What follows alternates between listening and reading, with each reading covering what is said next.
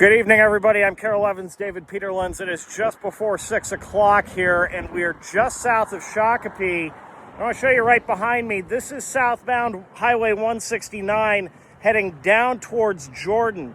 The freeway is closed right now just south of Marystown Road, and you can't see it in the distance here, but you'll see it here in just a second. But there is a semi-truck that has jackknifed. It is blocking all lanes of southbound 169. So if you are heading this way tonight, you want to avoid this area here because it's going to take them a while to get this towed out of here. But this is just really indicative of just how quickly conditions on the freeway system in and around and just outside the metro are deteriorating tonight. Follow Carol Evans for more news.